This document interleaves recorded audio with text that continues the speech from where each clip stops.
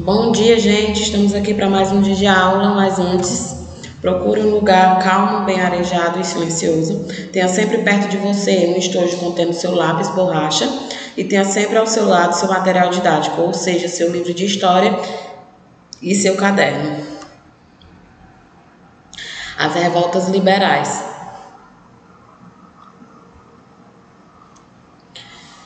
Correntes políticas do século XIX. Com o fortalecimento da indústria durante o século XIX, surge uma nova classe social, o operariado industrial ou proletariado. A expansão industrial atraiu milhares de trabalhadores do campo para a cidade em busca de emprego e uma vida melhor. Porém, esse êxodo para os grandes centros urbanos provocou uma série de transformações sociais. Além do inchaço das cidades, que não estavam estruturalmente preparadas para receber esse grande número de novos moradores, as péssimas condições de vida e de trabalho dos operários influenciaria no surgimento de associações, sindicatos e partidos políticos dispostos a lutar por seus direitos. A rápida expansão industrial gerava a necessidade de um grande número de trabalhadores. No entanto, a desqualificação desses operários fazia com que eles recebessem péssimos salários e ficassem presos ao ritmo exaustivo impostos pelos patrões. Nesse ambiente de tensão, desenvolveram-se três importantes correntes de pensamento: o liberalismo, o socialismo e o nacionalismo. O liberalismo era a ideologia se originou dos pensamentos dos filósofos iluministas John Locke, Montesquieu e Adam Smith. O liberalismo político defendia a divisão dos poderes, o direito à vida, a manutenção da propriedade privada e a liberdade de expressão. O liberalismo econômico se opunha à intervenção do Estado na economia, defendia o livre comércio e estimulava a livre concorrência. Para os defensores dessa ideologia, o Estado não deveria interferir nas relações entre patrões e empregados. Já o socialismo, ele defendia uma rígida mudança nas relações sociais a fim de acabar com as desigualdades promovidas pela luta de classes. Ao contrário dos liberais, os defensores dessa ideologia visavam acabar com a pobreza e a exploração da mão de obra do proletário. Essa corrente se divide em socialismo utópico e socialismo científico.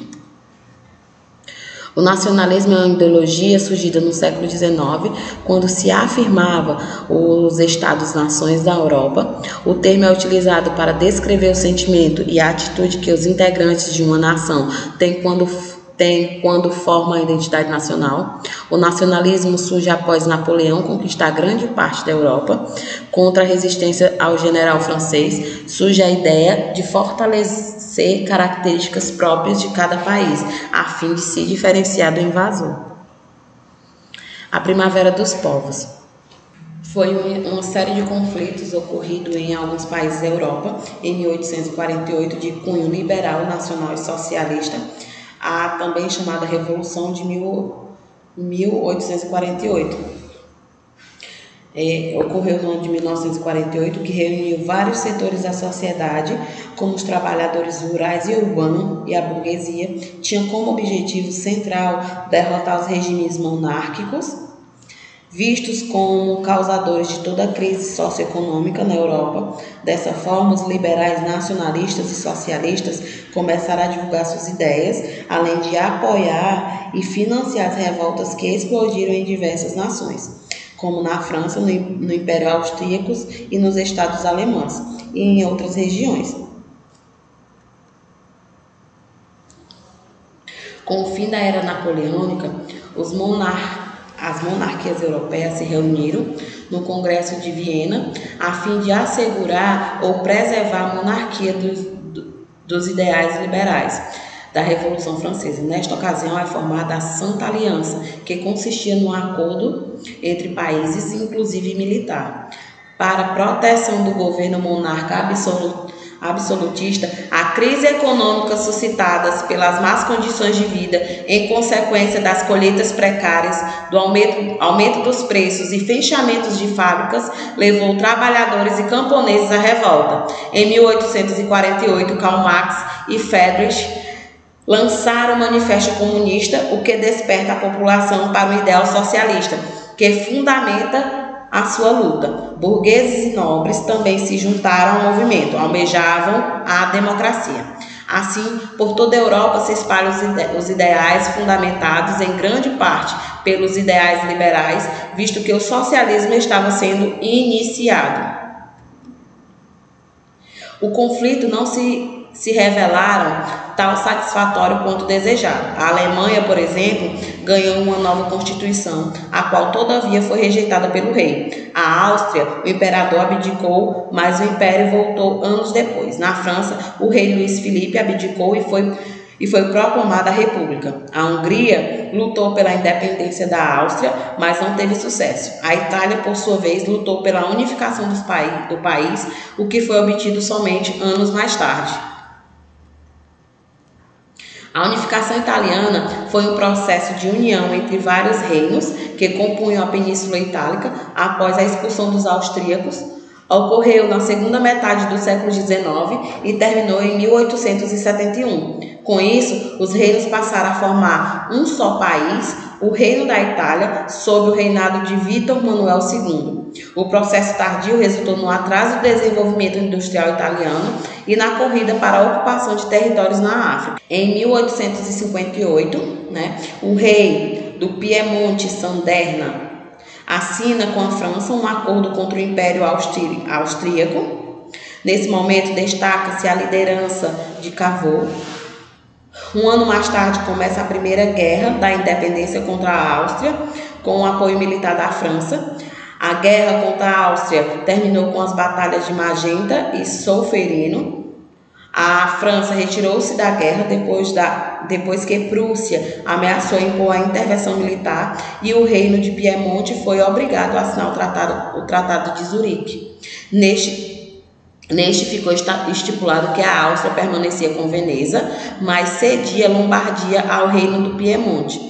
O tratado previa ainda que os franceses ficariam com territórios de Nice e Saboia. Aqui é um mapa onde fala onde era o reino do Piemonte, ele está em laranjinha, onde está em amarelo, pintado de amarelo, são as anexões decorrentes da guerra contra a Áustria. Verde são as anexões em 1866. Rosinha são os territórios pretendidos pela Itália e são anexados em 1919. Já a unificação alemã ocorreu sob a resistência das nações europeias, que temiam a formação de uma grande potência com poderes para ditar a economia europeia. O processo ocorreu entre 1828 e 1888, após 3 guerras e uma política de alianças que culminou a Primeira Guerra Mundial. Em 1828, o que seria a futura Alemanha era uma formação de 38 estados que formava a Confederação Germânica sob o domínio da Áustria. Para essa, era conveniente manter a fragmentação política germânica, porque isso retardava o desenvolvimento econômico ainda predominantemente rural. E as consequências foram: surgiu o Império Alemão, rompeu o equilíbrio europeu vigente desde o Tratado de Versalhes, aumentou o revanchismo na França, a Revolução Industrial Alemã, a rivalidade com a Inglaterra em busca de mercados para escoar a produção, a promoção do isolamento da França e o surgimento da Tríplice Aliança, Alemanha, Áustria e Itália, um dos polos da Primeira Guerra Mundial. E falando de socialismo utópico, é uma corrente de pensamento que esteve baseada no modelo idealizador utópico. Ele foi desenvolvido no século XIX por Robert e Charles, sendo considerado a primeira fase do pensamento socialista. O maior objetivo do socialismo utópico era a criação de uma sociedade ideal, justa e igualitária. Os principais pensadores, os socialistas utópicos acreditavam na mudança da sociedade por meio da igualdade social e harmonia entre as pessoas. E os principais socialistas utópicos foram Robert, Simon, Charles, Pierre e Louis, onde Robert ele foi reformista social galês, ele foi um filósofo e economista francês, Charles ele foi socialista francês, Pierre foi um filósofo e político francês e Louis foi socialista francês. O socialismo científico, também chamado de socialismo marxista, é uma teoria política, social e econômica. Ele foi criado em 1840 por Karl Marx e Friedrich. Como o próprio nome indica, esse modelo esteve baseado na análise científica e crítica do sistema capitalista. O objetivo dessa doutrina era a transformação da sociedade a partir de uma análise profunda de suas relações econômicas, políticas e sociais. A obra de Karl Marx, intitulada O Capital, foi a mais emblemática desse período. Aqui Marx faz uma análise do sistema capitalista e aborda diversos temas, como a luta de classes, a mais-valia, a divisão social do trabalho e a produção de capital. As características são: materialismo histórico. O conceito de acumulação material é utilizado para explicar a história das sociedades. O materialismo dialético o conceito material está intimamente relacionado com a dialética, que por sua vez se relaciona com o social e psicológico. A teoria da mais-valia, que é o conceito de mais-valia, está relacionado com a força do trabalho. A luta de classes, esse conceito envolve a luta entre as classes burguesas e o proletariado. E a revolução proletária, nesse caso, proletariado, luta pela ascensão ao ocupar a posição da classe dominante. Ok, galerinha? Aqui concluímos mais uma aula, mas se vocês quiserem rever nossas aulas, acesse o site www.escolapequenospaços.com.br e não esqueça de acessar nossa agenda eletrônica. Eu desejo para vocês um bom dia de estudos e até a próxima aula.